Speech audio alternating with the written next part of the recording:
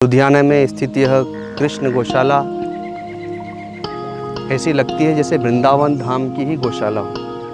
यहाँ मैं हरिद्वार ऋषिकेश में निवास करने वाला अपना वहाँ पर स्थान आश्रम भी है। हरिद्वार ऋषिकेश में भागीरथी धाम आश्रम, आनंद धाम आश्रम, तो वहीं पर हम लोग अपनी साधना करते हैं और गौ माता की सेवा करते हैं। लुधियाना में स्थित यह कृष्ण गौशाला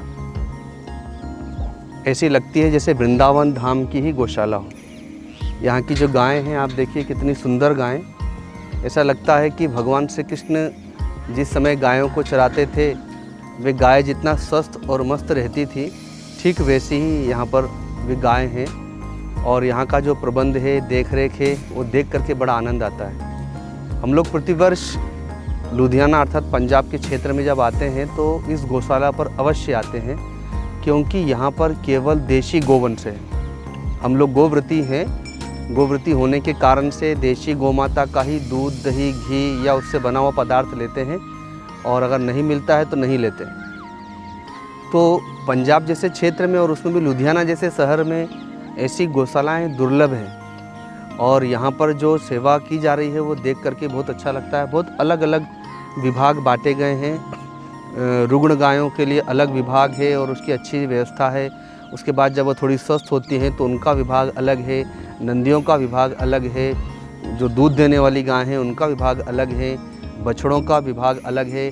नई नई बच्चियां जो भविष्य में बहुत अच्छे वंश की गायें बनेंगी उनका विभाग भी यहाँ पर अलग किया गया है। दूसरा, आज के समय में मार्केट में आपको चाहे जितना दूध, दही, घी, मिठाई मिल जाएगा, पर वो किस चीज़ का है हमें पता नहीं। इसलिए देशी गाय की तरफ आप जाएं। देशी गाय के दूध, दही, घी आदि खाने पीने से शरीर निरोग रहता है, स्वस्थ रहता है और शरीर में प्रतिरोधक क्षमता, रोग प्रतिरोधक क्षमता भी बढ़ती है। यहाँ इस गौशाला की एक विशेषता और भी है। यहाँ पर बहुत सारी तुलसी के पौधे लगे हुए हैं और भी औषधियाँ लगी हुई हैं। तो कई प्रकार के अर्क यहाँ पर तैयार किए जाते हैं, अर्थात गोबर, गोमूत्र, दूध, दही, घी आदि से मिश्रित बहुत सारे प्रोडक्ट तैयार किए जाते हैं। साबुन आदि भी तैयार किया जाता है जो शरीर के लिए बहुत लाभदायक है। हम अगर किसी रोग के होने पर रोग को दबाती है, लेकिन यदि हम आयुर्वेदिक दवाइयाँ लेते हैं या गौ के गव्य से बने हुए दवाइयों को अगर हम लेते हैं तो हमारे शरीर में वो रोग को जड़ से समाप्त करती है और हमारे शरीर में रोग प्रतिरोधक क्षमता को भी बढ़ाती है।